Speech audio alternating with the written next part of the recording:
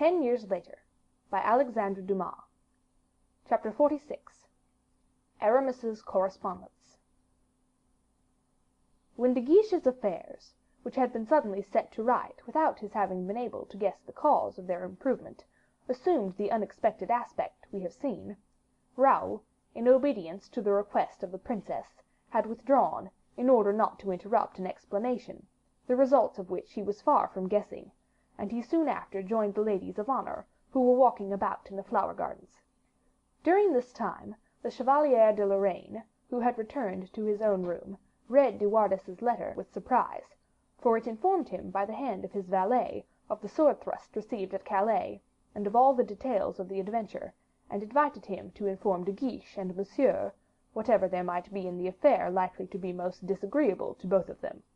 De Wardes particularly endeavored to prove to the chevalier the violence of Madame's affection for Buckingham, and he finished his letter by declaring that he thought this feeling was returned. The chevalier shrugged his shoulders at the last paragraph, and in fact De Wardes was out of date, as we have seen. De Wardes was still only at the Buckingham affair. The chevalier threw the letter over his shoulder upon an adjoining table, and said in a disdainful tone, "It is really incredible, and yet poor De Wardes is not deficient in ability, but the truth is it is not very apparent, so easy it is to grow rusty in the country. The deuce take the simpleton, who ought to have written to me about matters of importance, and yet he writes such silly stuff as that. If it had not been for that miserable letter, which has no meaning in it at all, I should have detected in the grove yonder a charming little intrigue, which would have compromised a woman, which might perhaps have been as good as a sword thrust for a man, and have diverted Monsieur for many days to come." He looked at his watch. "It is now too late," he said. 1 o'clock in the morning. Everyone must have returned to the king's apartments, where the night is to be finished. Well, the scent is lost, and unless some extraordinary chance—" And thus saying, as if to appeal to his good star, the chevalier, greatly out of temper, approached the window, which looked out upon a somewhat solitary part of the garden. Immediately, and as if some evil genius was at his orders, he perceived returning towards the chateau, accompanied by a man, a silk mantle of a dark color, and recognized the figure which had struck his attention half an hour previously. "Admirable!" he thought, striking his hands together. "This is my providential, mysterious affair." And he started out precipitately along the staircase, hoping to reach the courtyard in time to recognize the woman in the mantle and her companion. But as he arrived at the door of the little court, he nearly knocked against Madame, whose radiant face seemed full of charming revelations beneath the mantle which protected without concealing her. Unfortunately, Madame was alone. The chevalier knew that since he had seen her, not 5 minutes before, with a gentleman, the gentleman in question could not be far off. Consequently, he hardly took time to salute the princess as he drew up to allow her to pass. Then, when she had advanced a few steps, with the rapidity of a woman who fears recognition, and when the chevalier perceived that she was too much occupied with her own thoughts to trouble herself about him, he darted into the garden, looked hastily round on every side, and embraced within his glance as much of the horizon as he possibly could. He was just in time. The gentleman who had accompanied Madame was still in sight, only he was hurrying towards one of the wings of the chateau, behind which he was on the point of disappearing. There was not an instant to lose. The chevalier darted in pursuit of him, prepared to slacken his pace as he approached the unknown, but in spite of the diligence he used, the unknown had disappeared behind the flight of steps before he approached. It was evident, however, that the man pursued was walking quietly, in a pensive manner, with his head bent down, either beneath the weight of grief or happiness, when once the angle was passed, unless, indeed, he were to enter by some door or another, the chevalier could not fail to overtake him. And this certainly would have happened if, at the very moment he turned the angle, the chevalier had not run against 2 persons, who were themselves wheeling in the opposite direction. The chevalier was ready to seek a quarrel with these 2 troublesome intruders, when, looking up, he recognized the superintendent. Fouquet was accompanied by a person whom the chevalier now saw for the first time. This stranger was the Bishop of Vannes. Checked by the important character of the individual, and obliged out of politeness to make his own excuses when he expected to receive them, the chevalier stepped back a few paces, and, as Monsieur Fouquet possessed, if not the friendship, at least the respect of everyone, as the king himself, although he was rather his enemy than his friend, treated M. Fouquet as a man of great consideration, the chevalier did what the king himself would have done, namely, he bowed to M. Fouquet, who returned his salutation with kindly politeness, perceiving that the gentleman had run against him by mistake and without any intention of being rude. Then, almost immediately afterwards, having recognized the Chevalier de Lorraine, he made a few civil remarks, to which the chevalier was obliged to reply. Brief as the conversation was, de Lorraine saw, with the most unfeigned displeasure, the figure of his unknown becoming dimmer in the distance and fast disappearing in the darkness. The chevalier resigned himself, and, once resigned, gave his entire attention to Fouquet. "You arrive late, monsieur," he said. "Your absence has occasioned me great surprise, and I heard monsieur express himself as much astonished that, having been invited by the king, you had not come." "It was impossible for me to do so, but I came as soon as I was free." "Is Paris quiet?" "Perfectly so. Paris has received the last tax very well." "Ah, I understand you wished to assure yourself of this good feeling before you came to participate in our fetes." "I have arrived, however, somewhat late to enjoy them. I will ask you, therefore, to inform me if the king is in the chateau or not, if I am likely to be able to see him this evening, or if I shall have to wait until tomorrow." "We have lost sight of his majesty during the last half hour nearly," said the chevalier. "Perhaps he is in Madame's apartments?" inquired Fouquet.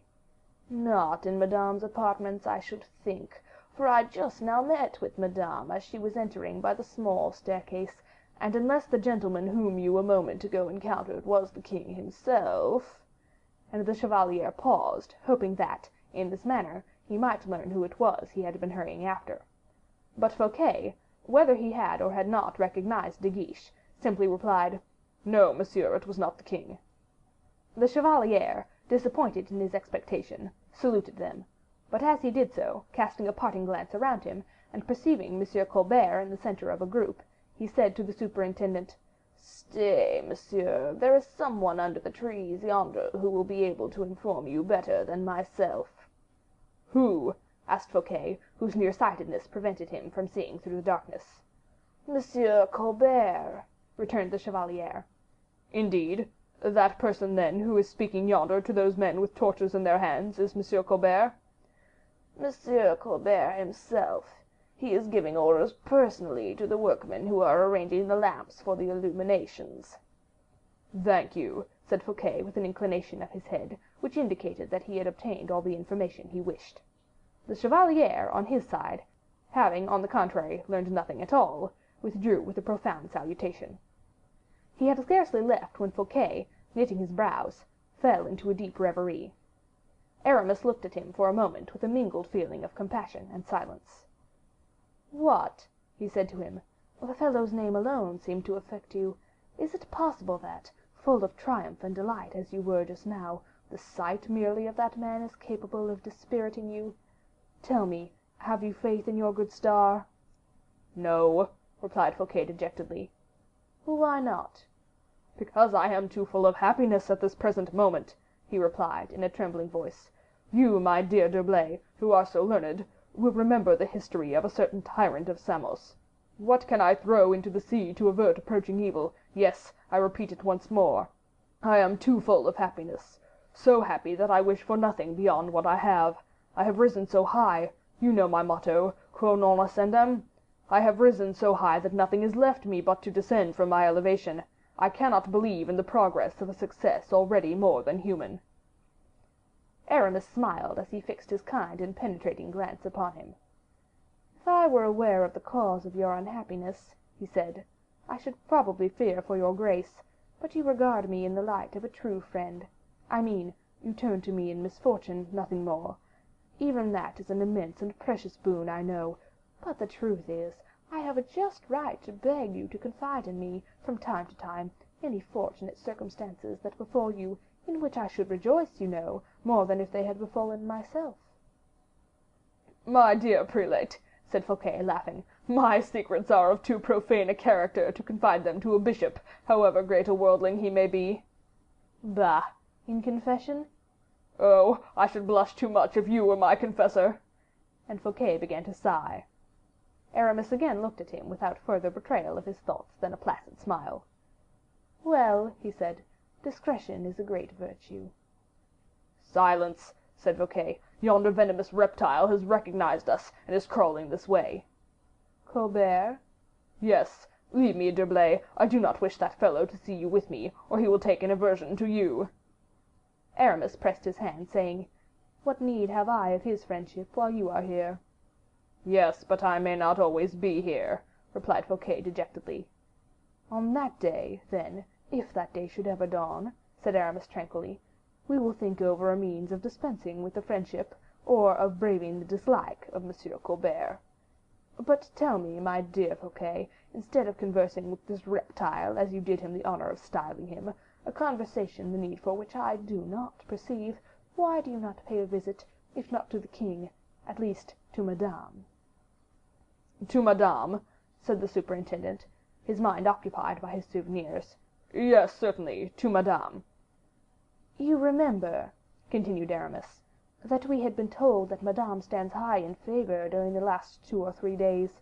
It enters into your policy, and forms part of our plans, that you should assiduously devote yourself to his majesty's friends. It is a means of counteracting the growing influence of Monsieur Colbert. Present yourself, therefore, as soon as possible to Madame, and, for our sakes, treat this ally with consideration." "But," said Fouquet, "are you quite sure that it is upon her that the king has fixed his eye at the present moment?" "If the needle has turned, it must be since the morning. You know I have my police." "Very well, I will go there at once, and at all events I shall have a means of introduction in the shape of a magnificent pair of antique cameos set with diamonds." "I have seen them, and nothing could be more costly and regal." At this moment they were interrupted by a servant, followed by a courier. "For you, monseigneur," said the courier aloud, presenting a letter to Fouquet. "For your grace," said the lackey in a lower tone, handing Aramis a letter. And as the lackey carried a torch in his hand, he placed himself between the superintendent and the Bishop of Vannes, so that both of them could read at the same time. As Fouquet looked at the fine and delicate writing on the envelope, he started with delight.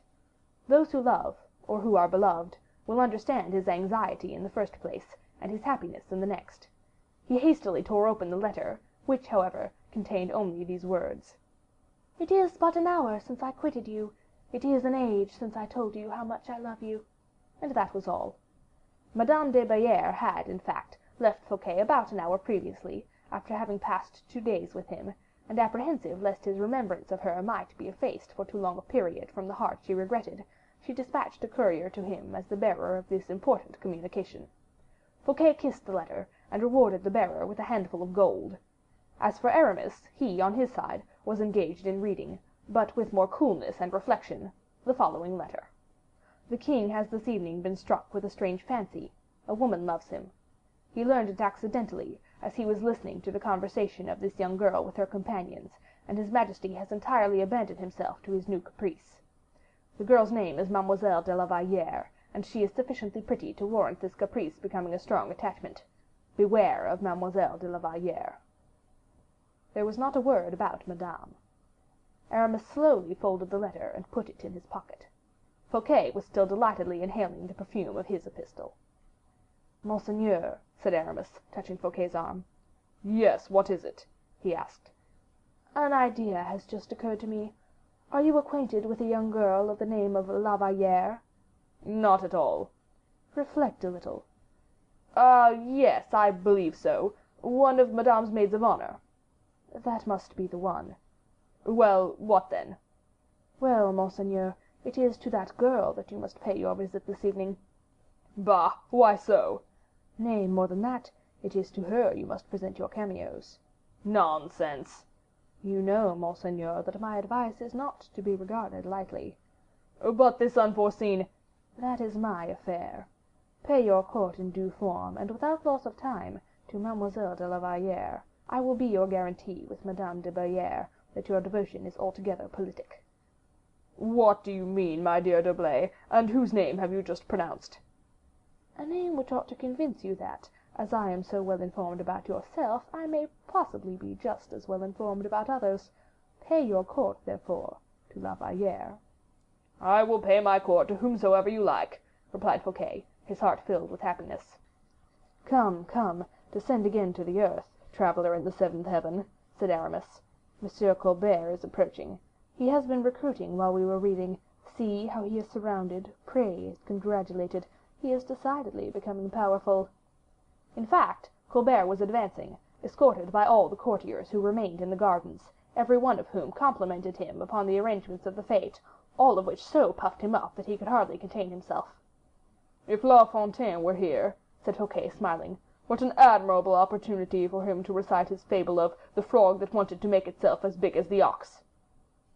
Colbert arrived in the center of the circle blazing with light. Fouquet awaited his approach, unmoved, and with a slightly mocking smile. Colbert smiled too. He had been observing his enemy during the last quarter of an hour, and had been approaching him gradually. Colbert's smile was a presage of hostility. "Oh, oh," said Aramis, in a low tone of voice to the superintendent, "the scoundrel is going to ask you again for more millions to pay for his fireworks and his colored lamps." Colbert was the first to salute them, and with an air which he endeavored to render respectful. Fouquet hardly moved his head. "Well, monseigneur, what do you say? Have we shown our good taste?" "Perfect taste," replied Fouquet, without permitting the slightest tone of raillery to be remarked in his words. "Oh," said Colbert maliciously, "you are treating us with indulgence. We are poor, we are servants of the king, and Fontainebleau is no way to be compared as a residence with Vaux." "Quite true," replied Fouquet coldly. "But what can we do, monseigneur?" continued Colbert. "We have done our best on slender resources." Fouquet made a gesture of assent. "But," pursued Colbert, "it would be only a proper display of your magnificence, monseigneur, if you were to offer his majesty a fete in your wonderful gardens, in those gardens which have cost you 60 millions of francs." 72, said Fouquet. "An additional reason," returned Colbert. "It would indeed be truly magnificent." "But do you suppose, monsieur, that his majesty would deign to accept my invitation?" "I have no doubt whatever of it," cried Colbert hastily. "I will guarantee that he does." "You are exceedingly kind," said Fouquet. "I may depend on it, then?" "Yes, monseigneur, yes, certainly." "Then I will consider the matter," yawned Fouquet. "Accept, accept," whispered Aramis eagerly. "You will consider?" repeated Colbert. "Yes," replied Fouquet, "in order to know what day I shall submit my invitation to the king." "This very evening, monseigneur, this very evening." "Agreed," said the superintendent. "Gentlemen, I should wish to issue my invitations, but you know that wherever the king goes, the king is in his own palace. It is by his majesty, therefore, that you must be invited." A murmur of delight immediately arose. Fouquet bowed and left. "Proud and dauntless man," thought Colbert. "You accept, and yet you know it will cost you 10 millions." "You have ruined me," whispered Fouquet in a low tone to Aramis. "I have saved you," replied the latter, whilst Fouquet ascended the flight of steps and inquired whether the king was still visible. Chapter 46.